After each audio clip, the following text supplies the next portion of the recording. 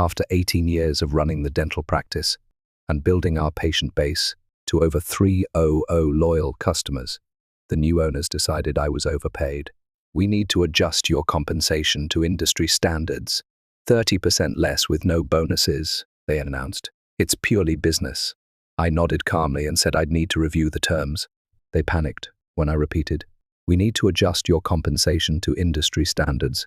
30% less with no bonuses moving forward, Melissa announced, her voice crisp and detached as she straightened the papers in front of her. It's purely business. Austin nodded beside her, not quite meeting my eyes. The corporate office has done extensive analysis on administrative compensation. This brings you in line with national averages. I sat across from them in the newly remodeled conference room of Desert Bloom Dental, the practice I'd helped build from the ground up. The walls had recently been repainted from our warm southwestern coral to a sterile gray that matched the new corporate branding. I kept my face carefully neutral, despite the anger bubbling inside me. I'll need to review the terms carefully, I replied, taking the folder they slid across the table. My voice remained steady, professional, just as it had been during the thousands of patient interactions I'd managed over the past 18 years.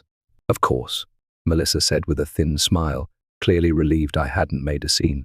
We'll need your decision by Friday. My name is Sarah Thompson, and until 3 months ago, I was the office manager of the most successful dental practice in Chandler, Arizona. For nearly 2 decades, I'd worked alongside Dr. Robert Evans, building Desert Bloom Dental from a struggling 2-chair operation into a thriving practice with 6 treatment rooms and over 300 loyal patients. When Dr. Evans announced his retirement last year, the staff had been nervous but hopeful. He assured us the corporate group buying the practice, Southwest Dental Partners, understood the value of our patient-centered approach.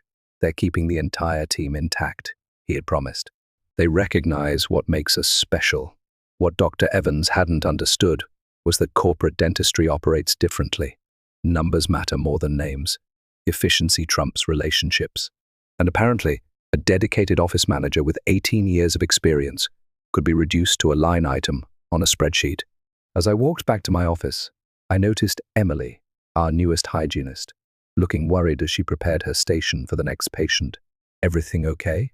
she asked quietly. I nodded. Just some administrative changes being discussed. I wasn't ready to share the news yet, not until I'd processed it myself. Back at my desk, I opened my drawer and pulled out the business card I'd received 2 weeks earlier at the regional dental conference. Dr. Michael Carter had approached me during the lunch break, expressing admiration for how Desert Bloom operated.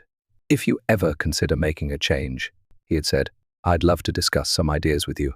At the time, I politely tucked the card away. Now, I picked up my phone and dialed the number.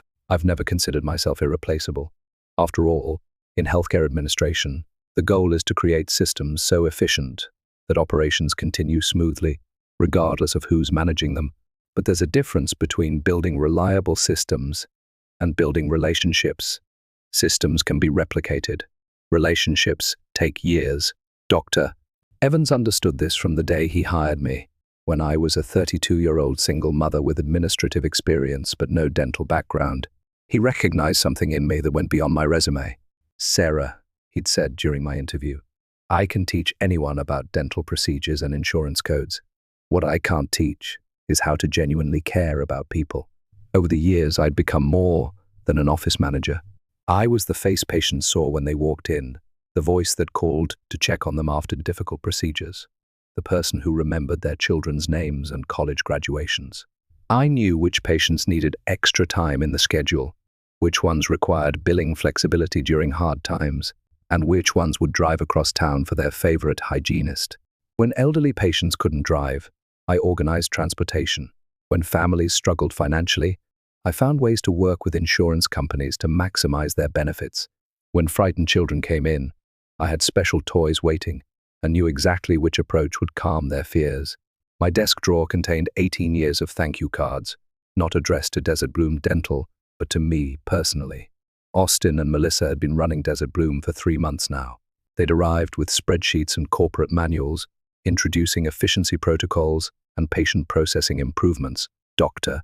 Evans had barely cleared out his office before they replaced our comfortable waiting room furniture with sleek, identical chairs that matched their corporate branding. The staff tried to adapt. I tried to explain our community's unique needs. Our Thursday evening hours are essential for our working families, I told them when they suggested cutting those appointments. And Miss S. Wilson always brings homemade cookies for the staff on Fridays. It's been her tradition for 12 years. We appreciate your input, Austin would say, before proceeding with whatever change their corporate template dictated. I began noticing the subtle shifts in patient responses, the confused looks when they were rushed through check-in, the disappointed sighs when told certain services were no longer offered, the hesitation when asked to prepay for treatments. Has Dr. Evans actually retired? Miss S. Peterson had whispered to me last week. This doesn't feel like the same place anymore. I had smiled and assured her we were still committed to excellent care. But walking back to my office, after my compensation meeting with Austin and Melissa, I wondered if that was still true, and more importantly, if I could still be part of it. They want to cut my salary by 30%, I explained to Dr. Carter 3 hours later. We sat in a quiet corner of Wildflower Bread Company, away from the lunch crowd. No more performance bonuses either. Dr. Carter nodded thoughtfully, stirring his iced tea. Unfortunately, that's becoming standard practice when corporate groups acquire independent dental offices. They see administrative staff as an expense to minimize, not an asset to value. At 45, Michael Carter had the confident demeanor of someone who knew his worth. He'd spent the past decade working for various dental groups but had grown increasingly frustrated with corporate dentistry's approach. I've been saving to open my own practice, he continued. Something smaller, more patient-focused. The kind of place where we know every patient by name, not by production value. That sounds like what Desert Bloom used to be, I said, unable to keep the wistfulness from my voice. Exactly, and that's why I wanted to talk with you. He leaned forward. Sarah, I've asked around. Everyone in the Chandler dental community knows you're the one who really built Desert Bloom. Dr. Evans was an excellent dentist, but you created the experience that kept patients coming back. I felt my cheeks warm at the unexpected praise. We were a team you coordinated, he insisted. I'd like to propose a partnership of sorts. I have the clinical skills and some capital, but I need someone who understands how to build and maintain a thriving practice. He paused, watching my reaction carefully. Someone like you. I blinked, surprised by the directness of his offer. Are you offering me a job? I'm offering you equity, he clarified. 20% ownership in the new practice, with a salary comparable to what you were making before the cut. I don't just need an office manager, I need a partner. The idea was simultaneously terrifying and exhilarating. After 18 years of security, the thought of starting fresh made my stomach tighten with anxiety. Yet beneath that fear was something else, something that felt remarkably like hope. I don't know, Dr. Carter, starting a new practice from scratch. Not from scratch, he interrupted gently. With your experience and community connections, with your understanding of what patients in this area need and want. I stirred my coffee, considering his words. Southwest Dental would see it as direct competition. His smile contained a hint of challenge. They should. On the drive back to Desert Bloom, my mind raced with possibilities and concerns. The practical side of me listed all the reasons to simply accept the pay cut. Job security, familiar surroundings, no disruption to my comfortable routine. I was 50 years old.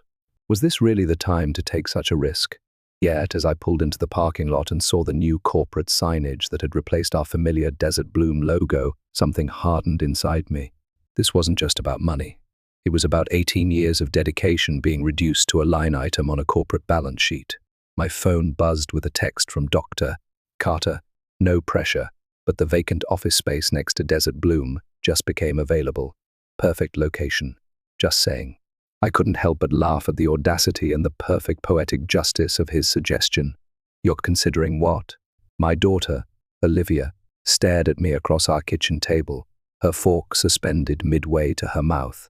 At 28, she had inherited my practicality and caution, which made her reaction to my news entirely predictable. Opening a new dental practice with Dr. Carter, I repeated, trying to sound more confident than I felt. As a partner, not just an employee. Mom, you've worked at Desert Bloom for nearly 2 decades. You're talking about competing directly against your former employer. Isn't that, I don't know, risky? I poured more iced tea into our glasses, buying time to organize my thoughts. Our Sunday dinners had always been a safe space for honest conversation, and I needed that now more than ever. It's definitely risky, I acknowledged, but staying at Desert Bloom means accepting that my 18 years of service are worth 30% less than they were 3 months ago. Olivia's expression softened. I get that it's insulting, but starting a business at 50 next door to your current workplace, that seems extreme, even for you. I smiled. Even for predictable, play it safe, Sarah. You know what I mean. She reached across the table and squeezed my hand. I just don't want to see you get hurt, professionally or financially. Her concern was valid. I'd spent my adult life making careful, measured decisions. After her father left when she was 6, I'd prioritized stability above all else. Our modest home was nearly paid off. My retirement account was growing steadily. I'd established a comfortable, if not exciting, life. I've been doing some research, I said, pulling a folder from the sideboard drawer. Dr. Carter has excellent credentials and a solid reputation. The location is perfect. Patients wouldn't even have to change their driving route. And I've run the numbers. I opened the folder to reveal spreadsheets I'd spent the weekend creating. Even with conservative estimates for patient transfer, we could be profitable within 9 months. Olivia raised an eyebrow, impressed despite herself. You've really thought this through. I have, I admitted. But there's something else. I took a deep breath. This isn't just about money, Olivia. It's about standing up for myself for the first time in a very long time. The following morning, I requested a meeting with Austin and Melissa. They seemed surprised by my calm demeanor as I settled into a chair across from them. I've reviewed your compensation adjustment proposal, I began, using their corporate terminology. Unfortunately, I won't be accepting the new terms. Austin's relief was visible. I'm glad you're being reasonable, Sarah. The transition will be much smoother with your cooperation. I think you misunderstand, I interrupted gently. I'm not accepting the terms because I'm resigning. The stunned silence that followed gave me a small, satisfying glimpse of what was to come. Resigning? Melissa recovered first. Where would you go? You've been here your entire career. I'll be helping establish a new dental practice, I replied simply. Austin's expression darkened. Sarah, I remind you that your employment contract includes a non-compete clause. I smiled, feeling oddly liberated. I reviewed that with an attorney yesterday. The clause was in Dr. Evans's original contract, but the terms weren't transferred properly when Southwest Dental took over. It's unenforceable. This wasn't entirely accurate. There was some legal gray area. But the momentary panic on their faces was worth the small deception. You can't seriously be considering competing against us, Melissa said. After everything this practice has done for you? Everything this practice has done for me, I repeated, my voice finally betraying a hint of the anger I'd been suppressing. I built this practice. I'm not competing against Desert Bloom. I'm reclaiming what I helped create. As I stood to leave, Austin's voice took on a threatening edge. The corporate office won't take this lightly. They have resources you can't imagine. I paused at the door. And I have relationships you can't replace. The next 3 weeks passed in a whirlwind of activity. I worked my notice period at Desert Bloom with scrupulous professionalism, training my replacement, a nervous 24-year-old named Rachel with a business degree but no dental experience, while simultaneously helping Dr. Carter secure the lease on the adjacent office space. The irony wasn't lost on me. During the day, I maintained Desert Bloom's scheduling system and patient records. In the evenings, I designed a competing system for what would become Sunridge Family Dental. Do you think they suspect anything? Dr. Carter asked one night as we reviewed floor plans for the new space. They know I'm leaving to work with another dental practice, I replied. They just don't know where yet. He grinned. The location is going to be quite a shock. It's a practical business decision, I said, echoing the corporate language Austin and Melissa had used so often. The demographic analysis supports it. In truth, the proximity was both practical and personal. Practical, because it would make the transition seamless for patients who decided to follow me. Personal, because, yes, I wanted Austin and Melissa to see exactly what they had discarded. My final day at Desert Bloom arrived with little fanfare. Austin and Melissa had grown increasingly cold as my departure approached, minimizing their interactions with me. The staff, sensing the tension, had organized a small farewell gathering during lunch. We'll miss you, Sarah, Emily said, handing me a card signed by everyone. It won't be the same without you. I hugged her tightly. I'll miss all of you too. I hesitated, then added carefully, "If any of you ever need anything, I'm not going far." Later, as I packed the personal items from my desk, Melissa appeared in my doorway. "Sarah, I hope you understand this was never personal," she said, attempting a conciliatory tone. "The compensation adjustments were based on corporate guidelines." I looked up from the box of family photos and thank you cards I'd accumulated over 18 years.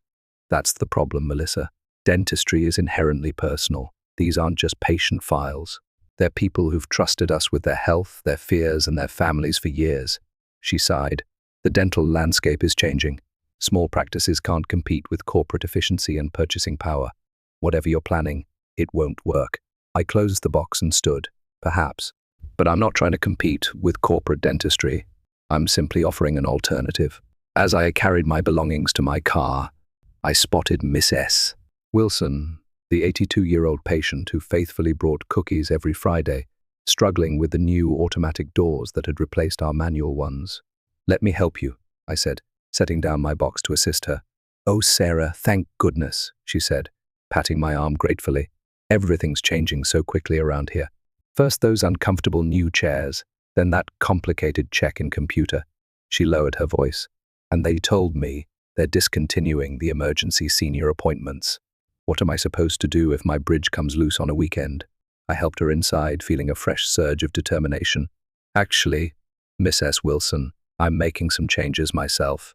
May I call you next week to tell you about them?" That evening, I drove by what would soon be Sunridge Family Dental. The space was still empty, awaiting construction, but the "coming soon" sign had been installed that afternoon. From the parking lot, it was clearly visible from Desert Bloom's front windows. My phone buzzed with a text from Olivia. "Just drove by the future office.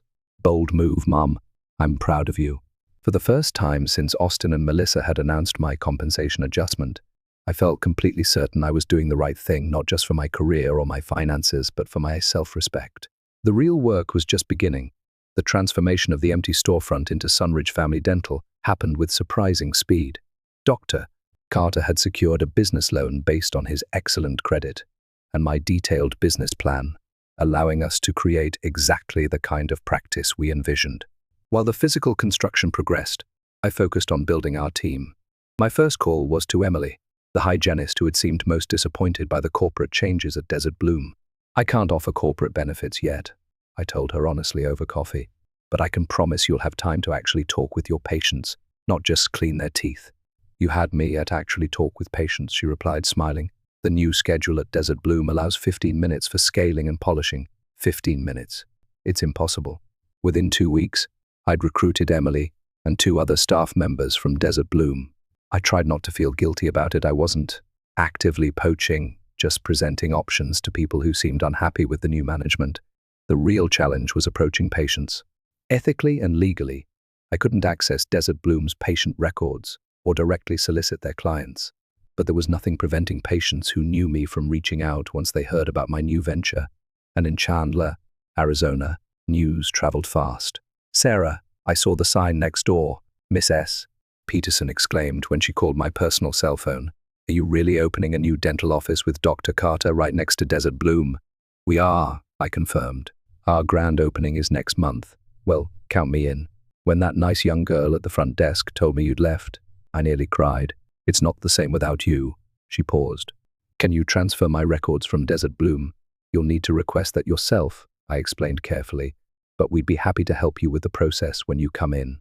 Similar conversations happened dozens of times over the following weeks. I was careful never to initiate contact with Desert Bloom patients, but I didn't discourage the calls that came my way through personal connections and word of mouth. 2 days before our grand opening, Austin appeared at the construction site, his expression thunderous. "This is how you repay Desert Bloom's investment in you?" he demanded, gesturing at the newly installed Sunridge Family Dental sign. "By opening a competing practice literally next door?" I set down the box of office supplies I'd been carrying. "I don't owe Desert Bloom anything, Austin. I gave that practice 18 years of dedicated service, and now you're trying to destroy it. We've already had 68 patients request records transfers. 68, 68, 68. His face had turned an alarming shade of red. "The corporate office is furious." A small, petty part of me wanted to smile at this confirmation. that our strategy was working. Instead, I kept my expression neutral. Patients have choices, Austin. That's how the free market works, isn't it? Isn't that what you explained when you cut my compensation by 30%? He stepped closer, lowering his voice. This isn't over. Southwest Dental has attorneys on retainer who specialize in cases like this. Cases like what exactly? Doctor. Carter appeared behind me, his tall frame imposing despite his relaxed tone. A dental practice opening in a commercially zoned area?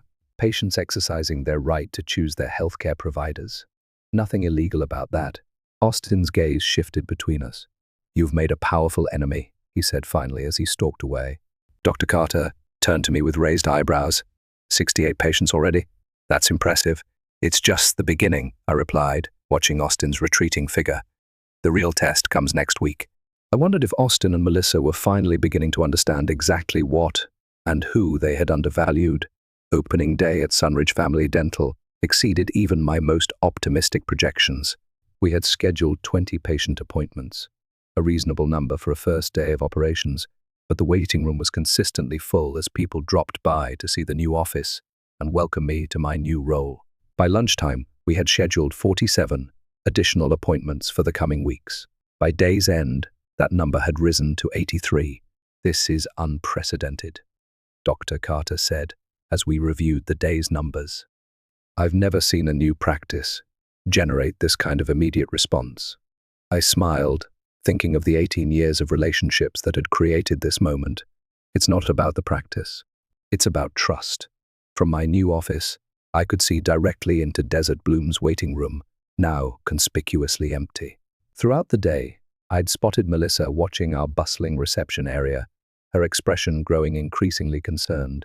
At 5:00 p.m., Rachel, my replacement at Desert Bloom, appeared at our front desk, looking nervous. Hi, Sarah, she said hesitantly. I was wondering, do you need another administrative assistant? They're talking about letting me go. Apparently, the patient's schedule is underperforming expectations. I felt a twinge of sympathy for her. 3 weeks into the job, she nodded miserably. Austin says it's my fault for not maintaining patient retention, but they keep changing the systems and cutting appointment times. Miss S. Wilson yelled at me yesterday when I told her we couldn't accommodate her emergency visit. I thought for a moment. We hadn't budgeted for additional administrative staff yet, but Rachel deserved better than being scapegoated for Austin and Melissa's failures. We can start you part-time, I offered, with the possibility of full-time as we grow. The relief on her face made any financial strain worth it. Thank you, Sarah. I promise I'll work hard. As Rachel left, Emily approached with another stack of records transfer requests. 39 more today, she reported. At this rate, we'll have half of Desert Bloom's patients by the end of the month. I picked up the stack, each form representing a person who had chosen to follow me, rather than remain with the practice that had decided I was expendable. It's not about revenge, I said, though the satisfaction I felt suggested otherwise. It's about building something better. But watching Melissa's frustrated expression through the window, I couldn't deny the sweet sense of justice unfolding.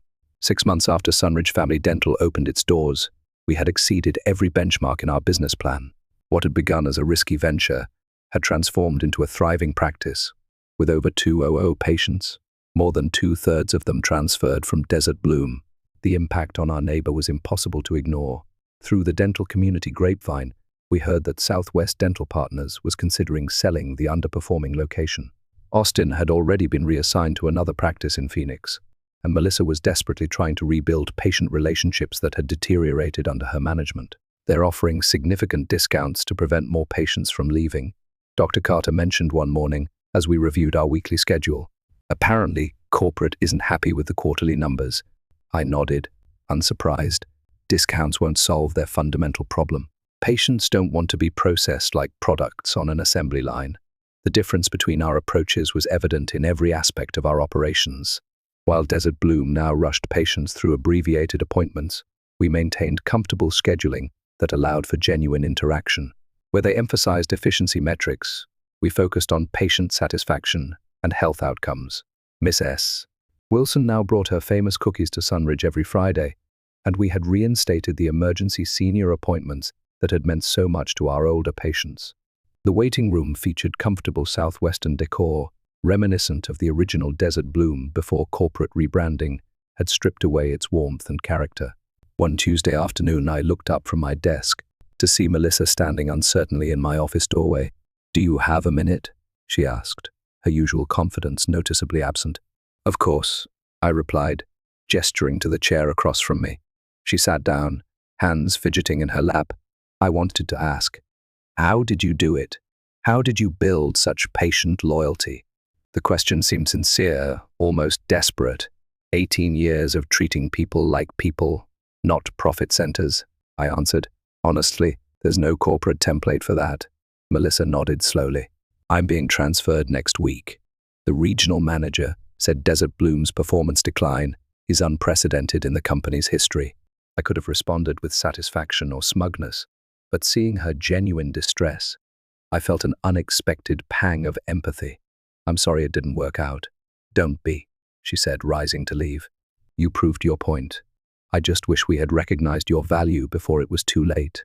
As she walked away, I realized that the victory I'd been savoring wasn't about seeing Desert Bloom struggle. It was about creating a practice where both patients and staff could thrive. The revenge I'd sought had transformed into something more meaningful: validation. Over dinner that night, Olivia studied me with curious eyes. "You seem different, Mum. Happier." I considered this as I refilled our water glasses. "I am. For years, I defined myself by my loyalty to Desert Bloom. When that wasn't valued, I thought I'd lost part of my identity."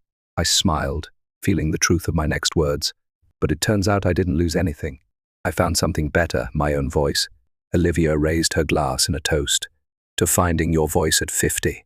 I clinked my glass against hers, thinking about the journey of the past year from long-time employee to business owner, from taking directions to making decisions, to new beginnings at any age. Looking back at the path that had led me here, I realized that Austin and Melissa's attempt to diminish my worth had actually revealed my true value, not just to Desert Bloom, but to myself.